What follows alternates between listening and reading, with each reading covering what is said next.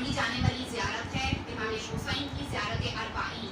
اربعین عربی کا لفظ ہے, معنی اس کے چہلم کی, 40 نمبر کو اربعین کہتے ہیں, اور چہلم امام حسین ہے جس وجہ سے اس کو اربعین. اور اس دن پڑھی جانے والی زیارت زیارت اربعین کتاب مفاتیح الجنان میں موجود ہے, دیگر جو زیارات نامے ان میں موجود ہے.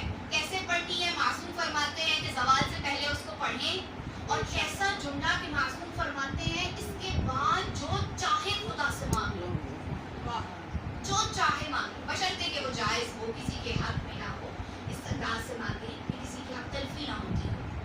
تو زیارت اربعین کو پڑھیں, زیارت عاشورہ کو پڑھیں. شب جمعہ آسمان سے اعمال نامے گرتے ہیں ان لوگوں کے لیے کہ جو شب جمعہ زیارت عاشورہ کو پڑھتے ہیں.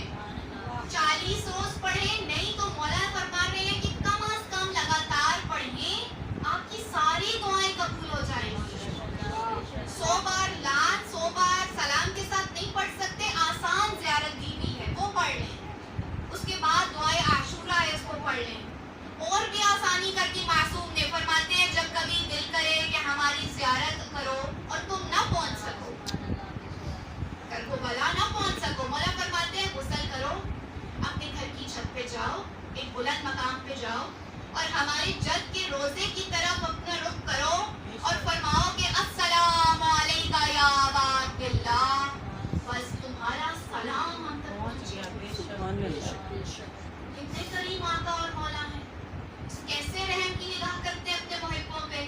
کربلا نہیں جا سکے, مولا کیا فرما رہے ہیں, اپنے گھر کی چھت پہ جاؤ, تمہارا سلام ہم تک پہنچے.